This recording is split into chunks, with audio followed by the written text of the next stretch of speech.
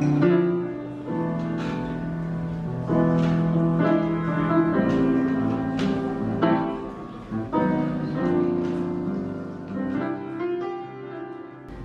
pozdravljeni.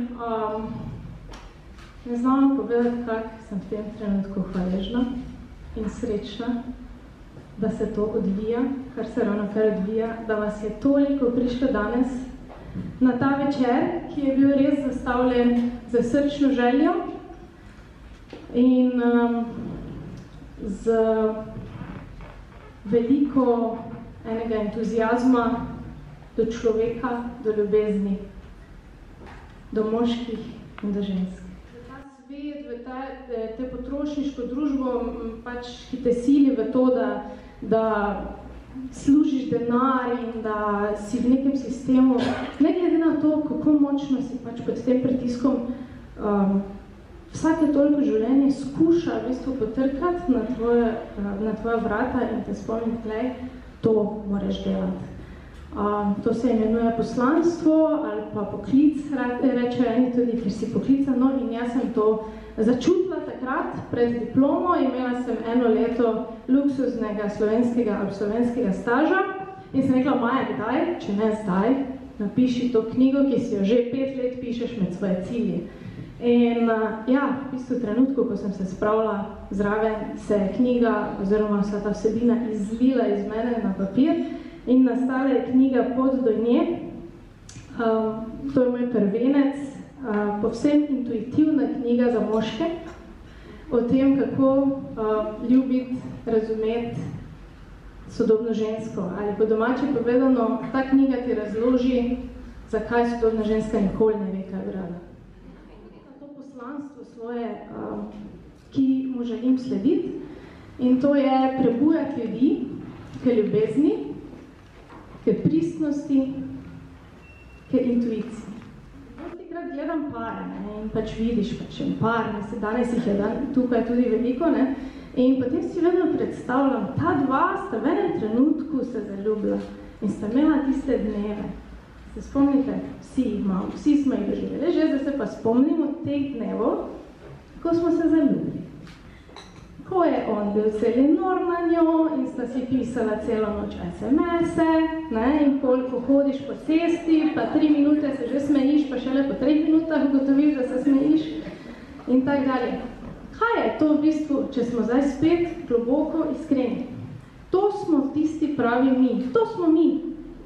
Meni ful ni všeč, ko se govori, ja, pa to je zaljubljenost, pa to so hormoni, to nisi ti v resnici takrat, ti si pol. Ne, ni res, jaz verjamem v to, da smo takrat mi, tisti pravi mi, ker smo otroško veseli nekih trenutkov, neke osebe, napolnjeni smo z ljubeznijo in tak ne moremo razmišljati o tem, kaj se v zunanjem svetu dogaja, se pravi, smo povezani sami s sabo z ljubeznijo v nas, ki se ves čas razvija. In jaz bi si želela, da bi v bistvu znali obdržati te trenutke, ki nam jih zaljubljenost podari, samo iniciativno takrat, da bi jih znali obdržati za celo življenje. Pa živimo v svetu, ki nas pač prisili, da zunanji svet nekako spustimo na svoje ramena in bolj z njim hodimo naokrog in smo preobremenjeni. In kaj se zgodi z žensko? Kaj se zgodi z moškim v takem svetu? Za tistim našim moškim, ki smo ga na začetku spoznali in je bil tako fajn. In kaj se zgodi z žensko? Različno se seveda odzivamo. Ženske, ki smo vzgojene v to, da moramo pač imeti kontrolo nad vsem, nadzor nad vsem, ker drugače nimamo občutka varnosti, ko nimamo nadzora, ker nas pač svet preobremeni, začnemo paničariti, po domače povedano smo tečni. Gnjavimo. Moški? Kaj pa moški, vi tudi niste tak ravno, tudi malo izražate ta svoj občutek preobremenjenosti, da vas nekaj duši. Moški pa ponavadi pač postane pasivni, pa ga pač nič več ne briga, pač tak zgleda, njega briga, samo on pač tam v tisti svoji jami sedi, pa, in zdaj pa si predstavljate, ženska paničari, moški je v svoji jami, jaz v bistvu to takoj dala v prvo poglavje, ker se mi je zelo smiselno pač opredeliti razlike med tem, kako doživljamo svet. Izmed vseh teorij, ki jih jih je milijon, na kak način smo moški in ženske različni. Sem zbrala teorijo Marka Gangorja, ki je drugače župnik, ampak tudi komik v Ameriki. In on je pač primerjal ženske možgane z inštalacijo, moške pa z škatlami. Ženske imamo v glavi inštalacijo. Ne glede na to, kako si jo predstavljate, moški, vi, ko ste tehnični tipi, cevasto, žičnato, nima veze.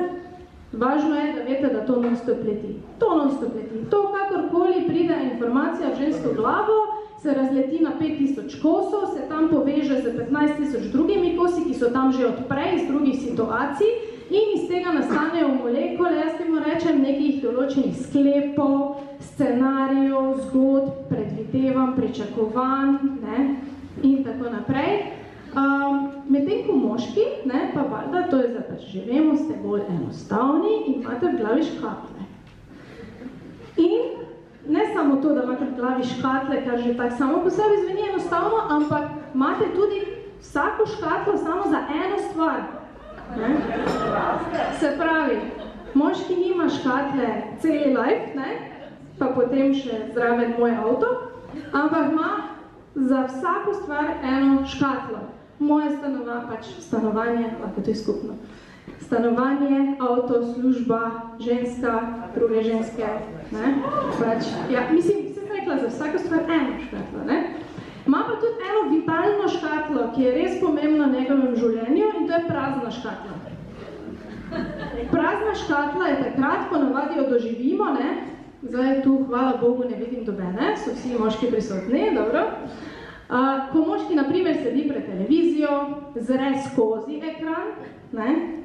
In ničesar ne vidi, ničesar ne sliši, on v bistvu takrat meditira.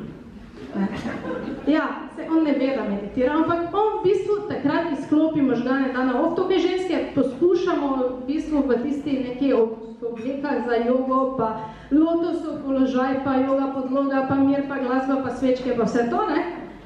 To moški samo, ne, nareji prazna škatla, cep. In on takrat meditira, ne. Zdaj pa, ki se pojavi problem, ne, problem se pojavi, ne, če se vrnemo na čist naprej, ne, ko ženska začne paničariti, pomeni, da inštalacija dela ne, moški pa je ravno v tistem trenutku v prazni škatli.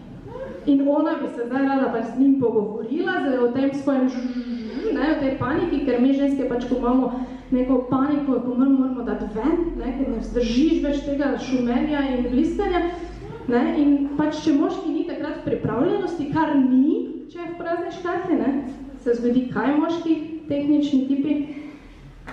Kurzschluss. Kurzschluss, hvala, kratki stik, tako je. Kako najti to povezavo, kako podpreti spet, da moški podpre žensko in ženska podpre moškega nazaj, ker zato smo namenjeni, če tako gledate, narava nas je na nek način obdarila, da čutimo v odnosu nekaj več, kot pa samo spolni nagon, da se razmnožimo. Je tak? Ker živali imajo ponavadi, ne, tisto, ne, aha, samica, gremo potomci, ne, mi pa ful več doživimo ob tem v odnosu, ful več nam je dano. In se pravi, kako to v bistvu obdržati, kako to peljati skozi življenje, bi rada danes v bistvu debatirala, tudi z vami in pa z malo starejšim, zrelim gospodom, ki ga bom zdaj povabila na oder. Dame in gospodje, Tadej Toš! Čakaj. Najprej bi rada povedala, ker sem v bistvu hotela to povedati že, ko hodi sem, ampak nisem mogla, da ne bi nehala gledati tvojega prehoda, vedno znova ga občudujem, ko priješ na oder. Tadej je v bistvu moški, ki ga občudujem kot moža, očeta, profesionalca, kot človeka. In res hvala, da si danes tukaj.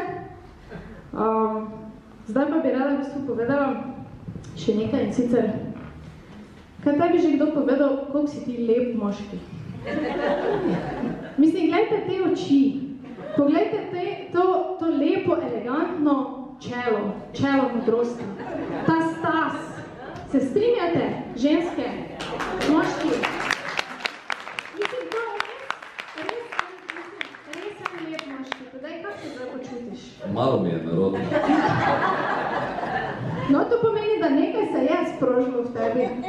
Sprožilo se je v meni, začutil sem, jaz sicer nisem nevajen stati pred ljudmi, sem pa malce manj vajen na to, da ne vzamem takoj vajeti v svoje roke, ne, in odprem svoje škatle in nekaj imam jaz škatli noter in grem lepo po pravici, ampak da me inštalacija dobim v roko.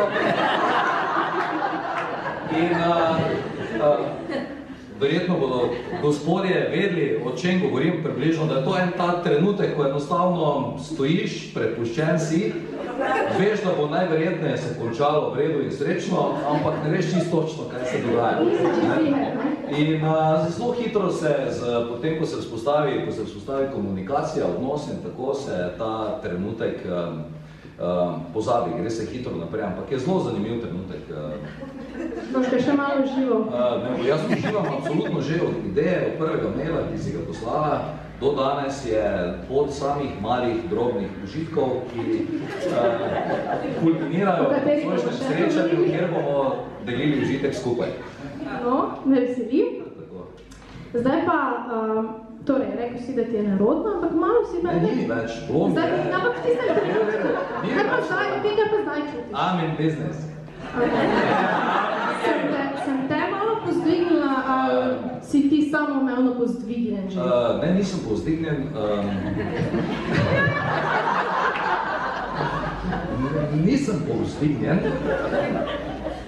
Nisem povzdignjen, je pa stanje zavedanja samega sebe, takrat, ko človek stoji pred očjo in so v njega uperjene oči, množice, malce drugačno od stanja zavedanja v istem prostoru, če luči ne bi bile prižgane, pa ne bi bilo ljudi, ali pa kje drugje, ko si sam. Se pravi, nisem privzdignjen, sem pa skoncentriran. Sem sem videl, kaj se dogaja, kaj bi bilo treba, ki se gre ven, če bo treba iti. To pač človek se zbudi se, človek je buden. In na poti do sem, če dovoliš, samo preden začnemo z resnim delom, pa to, bi samo ti rekel, da je zelo inspirativno to povabilo, predvsem v odnosu tega, da se bova midva in se pogovarjava z občinstvom skupaj seveda o odnosih, v prvi fazi med moškim in žensko, v drugi fazi so pa odnosi, ne? Ni samo odnos moški in ženske, ampak odnos mene do mene, odnos tebe do tebe, odnos, skratka, odnosi do vsega in odnosi med odnosi, in to je izjemno zanimivo polje za debato in vesel sem, da imam priložnost na ta način se v dialogu o tem pogovarjati, ker jaz običajno vedno imam monologe nekaj. Danes so časi monologu, namreč danes tudi dialog izgledajo tak, da vsak svoje samo pove, te pa gre za domov. Ja, to je res, ampak dajmo spremeniti čase, ne? To je danes en taki prebujevalni trenutek in dogodek, ne? Ti si že buden, zdaj me zanima, če še kdo buden tukaj? Vsi smo budni, ni treba sploh spraševati, se vidiš, to je to. Tako je. Zdaj se lahko vsedemo. Ne, zdaj se še nema vsedi, ker bi jaz še te vseeno nekaj vprašala, za kar mislim, da je boljše, da stojiš. Ok. Pač, jaz sem recimo v svoji knjigi predvsem dala rdečo nit ravno temo, ne? Se pravi, da je treba potrditi žensko in povedati, da je lepa, da je dovolj dobra, da je odlična mama, ljubimka, kakorkoli, se pravi, to bomo se še malo bolj pol dotaknili. Če te večkrat to rečeš, te vpraša, kaj je narobe. Ja, to je res. Začne nekaj količina, Charlie Chaplin namreč je rekel, da je življenje, če ga pogledaš od blizu, tragedija, če pa stopiš malo stran, pa postane komedija. Se pravi, to bi pomenilo, da če si ti tisti, ki stoji ob luži, ko avto pelje mimo, pa špricne voda gor, je to dosti bolj tragično, kot če je to ono. Je tak? Se pravi, odvisno, kje si, pa od kje gledaš. In zdaj, humor služi temu, da se človek lahko razbremeni, in humor je navdih, humor je odprtost, humor je ustvarjalnost. In humor je odnos. Zdaj pa, seveda je v komediji veliko krat, zato ker se mi družimo, kadar gremo ven, tudi pridemo v parih, imamo te odnose, mi nosimo non-stop zraven, tudi zraven pridemo, inštalacija s škatlami, prijeta skup, se vsedeta in zdaj moramo mi vsi v tem paru, ko gremo ven, nekako doživeti in vsi imamo enake vzorce, pač, ki jih iz narave ven nosimo. To je to, da je nekdo ženska in to, da je nekdo moški in da je vmes odnos. Hkrati pa humor omogoča to, česar je doma malo manj, da stopiš malo stran, pa da ti na to malo tako od strani pogledaš, kak bi to zdaj lahko bilo, ne? Če je mogoče ona zaštekala ali ni zaštekala v toti inštalaciji, ali kaj bi lahko bilo, ne? Da je danes tak, včeraj je bilo tak, včeraj je delala, danes ne dela, isti model, isto vse. In skratka, iščeš neko točko, ko se začne opisovati problem, če se ne ve, ali pa neka situacija, kjer se ljudje lahko vidijo, da vidijo sliko.